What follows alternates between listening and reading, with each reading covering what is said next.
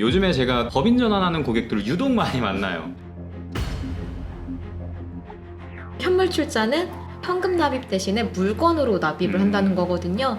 그럼 약간 돈이 없으니까 그냥 물건을 대신해서 출자하겠다. 약간 이런 느낌인 건가요? 개인 사업자가 갖고 있던 부동산을 양도하게 되면요. 네. 그걸 양도소득세를 납부를 하셔야 돼요. 네. 그럼 그 양도소득세를 그대로 다 납부하시게 되면 세금 폭탄이 있거든요. 네네. 그래서 포괄 양수도라던가 현물 출자를 통해서 양도소득세를 2월 과세 받을 수 있는 방법을 선택하셔야 되는데요. 포괄적 양수도 진행하시면 사후 관리가 있습니다. 법인 설립 등기일부터 이제 5년 이내에 승계받은 사업을 폐지하거나 법인 전환으로 받은 주식 50% 이상을 양도하는 경우 2월 과세된 부분 추징당하거든요.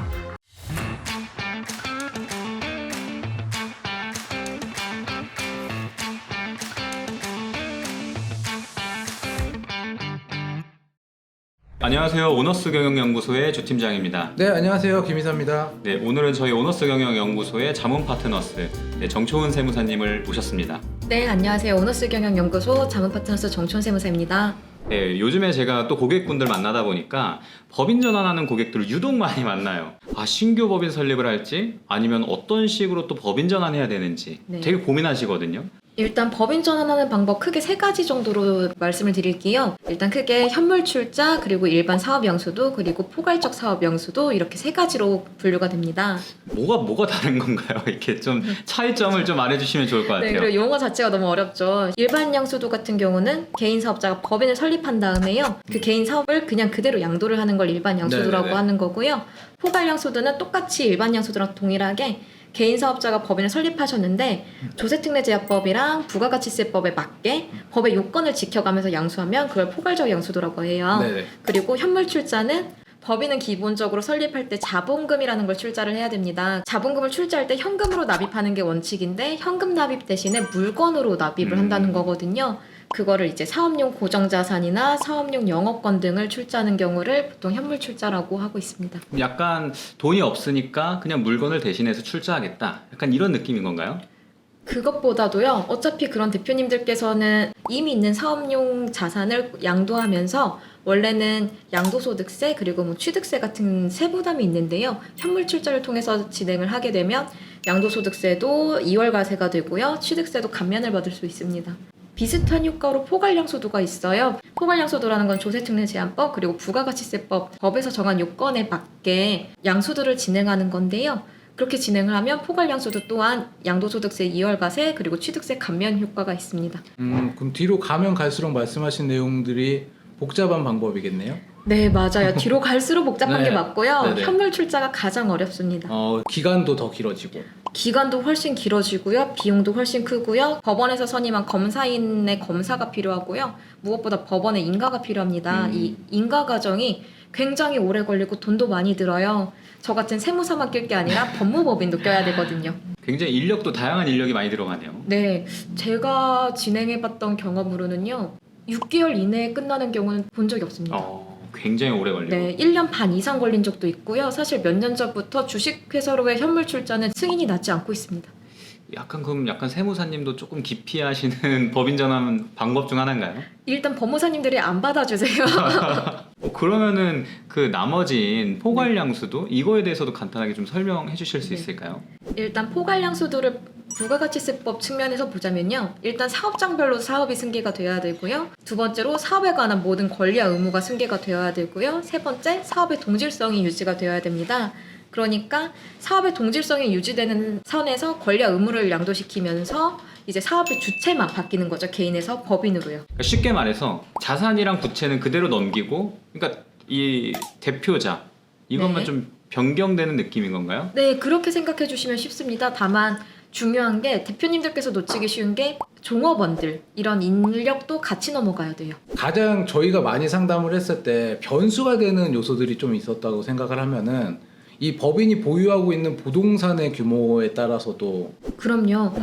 개인 사업자가 갖고 있던 부동산을 양도하게 되면요. 네. 그걸 양도소득세를 납부를 하셔야 돼요. 네네. 왜냐하면 법인한테 판매를 하는 거거든요. 그렇죠. 그럼 그 양도소득세를 그대로 다 납부하시게 되면 세금 폭탄이 있거든요. 네네. 그래서 포괄양수도라던가 현물 출자를 통해서 양도소득세를 2월과세 받을 수 있는 방법을 선택하셔야 되는데요. 이때 2월과세라는 거는 개인 사업자가 그 자산을 양도하는 당시에 양도소득세를 내는 게 아니라 네네.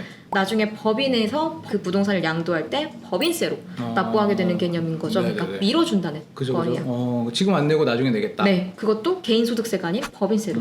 그렇죠. 굉장히 혜택이 많이 되는 거고. 네, 맞아요. 그러면 이 세무사님께서 추천하는 방법 중에 하나가 세감면 포괄양수도를 조금 더 추천하시는 것 같은데 네. 그 이유가 따로 있나요? 사실 양도소득세나 취득세가 과세되지 않는 회사들 같은 경우는요, 굳이 포괄양수도를 진행하시지 않으셔도 괜찮아요. 일반 양수도를 진행하셔도 되는데요. 사업용 고정자산 중에 양도소득세가 나올 만한 자산을 갖고 있는, 뭐 예를 들면 부동산 같은 그런 사업주분들께서는 선택의 여지가 없이 포괄양수도를 진행을 해주시는 게 맞죠. 그러면 이게 대표님 소유의 건물이 있어요. 네. 근데 이거를 그냥 법인에게 임대해주는 경우들도 있잖아요. 그것보다도 이렇게 세감면 포괄양수도로 하는 게 어떤 게 더 좋을까요? 사실 그것도요. 그 대표님이 그 다른 소득이라던가 그 임대 소득을 통해서 얻는 소득이 얼마나 되는지, 그로 인해서 소득세율이 얼마나 나오는지를 보시는 게 좋아요. 결국 기업을 또 알아야 되는. 그럼요. 네. 네. 개인이 그냥 그대로 부동산을 갖고 있으면 법인이 대표님한테 임차료를 지급하게 되면 개인 사업자분한테는 그게 임대 소득이 되거든요. 그게 높다라고 하면 법인으로 옮기시는 게 나을 수 있죠. 그렇죠. 그것도 결국에는 이제 종합소득세를 또 고려해가지고 네. 선택해야 되는 부분이겠네요. 네, 맞습니다. 양도소득세, 2월 과세랑 뭐 취득세 감면 이런 혜택이 있다고 했는데 어떤 조건들도 따로 있나요?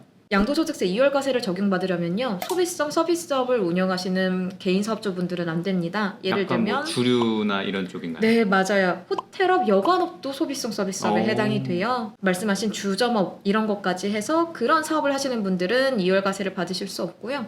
주택이나 주택에 관한 권리를 이제 양도하는 경우에도 2월과세를 적용받을 수 없습니다. 외부의 대표님들께서 그런 얘기를 많이 하시거든요. 법인 전환하려고 하면 이 세무사 분들께서 그냥 신규 법인 설립하셔라. 그러한 어떤 이유가 뭔지 솔직히 좀 궁금해요. 네. 세무대리인 입장에서 신규 법인 설립하는 게 가장 간편합니다. 비용도 가장 적게 들고, 그리고 절차도 간편하고, 설립하는 데까지 시간도 짧게 들거든요. 근데 다만 아까 말씀드린 것처럼 부동산을 갖고 있어서 양도소득세가 나온다던가 이런 경우에는 신규 법인 설립을 하기가 어렵죠. 좀 자산이 있다. 그러면은 이 세감면 포괄양수도를 좀 강력하게 추천하시는 거죠? 네, 맞습니다. 네. 포괄양수도 같은 경우는 개인 순자산 가액 이상 자본금이 납입이 되어야 돼요. 그래서 그 대표님의 사업장에 순자산 가액이 높다라고 하면 자본금을 그만큼 불입하셔야 되기 때문에 처음에 부담스러우실 수 있어요. 순자산 가액이라고 하니까 조금 딱딱한데 네. 그거 조금 풀어서 설명해 줄 수 있나요? 쉽게 말하면 대표님 사업에서 갖고 있는 자산에서 부채를 뺀 금액입니다. 약간 자본 느낌인 네, 거네요. 맞아요. 아, 그래서 그 가액 이상으로 자본금이 납입이 되어야 돼서 실제로 많이 납부하시는 분들은 뭐 5억도 납부하시기도 했었어요. 그리고 또 포괄양수도가 또 3개월 이내에 또 처리해야 되는 거니까 또 빠르기도 해서 그쵸. 또 권하시는 부분도 많이 있죠. 그리고 부가가치세 부담이 없는 것도 있어요.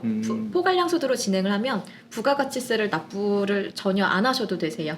일반 양수도로 진행을 하시면 양도자는 부가가치세를 일단 받아서 납부하시고 양수자가 매입세 공제로 받아가시기 때문에 전체 세금은 똑같아요. 부담하는 부가가치세는 0원이거든요. 네네. 근데 일반 양수도로 진행을 하시면 일단 납부했다고 환급을 받아야 되기 때문에 그 환급 받는 데까지 기간이 조금 뜨거든요. 그러니까 현금 흐름 유동성이 조금 안 좋아지는 측면이 있어서 네네네. 포괄양수도를 그것 때문에는 많이 선호하세요. 부가가치세를 안 내고 안 돌려받고. 또 이제 사업하시는 분들 입장에서는 현금은 또 굉장히 중요하게 엄청 생각하시니까 제가 또 기업들을 만나보다 보니까 법인 전환하고 나서 관리를 해야 된다고 하는데 이건 무슨 내용인가요? 포괄적 양수도 진행하시면 사후 관리가 있습니다. 법인 설립 등기일부터 이제 5년 이내에 승계받은 사업을 폐지하거나 법인 전환으로 받은 주식 50% 이상을 양도하는 경우 2월과세된 부분 추징당하거든요. 설립 진행하는 것까지만 신경 써주시고 사후 관리 진행 안 해주시는 경우 많거든요. 그 점도 사전에 꼭 진단 받으셔야 됩니다. 좋습니다. 이렇게 또 개인 사업자 분들께서 법인 전환에 대해서 고민하고 계시다면은 저희 오너스 경영연구소로 상담 문의 주시면은 무료로 상담 가능하니까요. 언제든지 또 상담 문의 남겨주시기 바랍니다. 저희 오너스 경영연구소의 컨텐츠가 도움이 되셨다면 이 좋아요와 구독 그리고 알림 설정까지 부탁드리도록 하겠습니다. 네, 감사합니다. 감사합니다. 네, 감사합니다.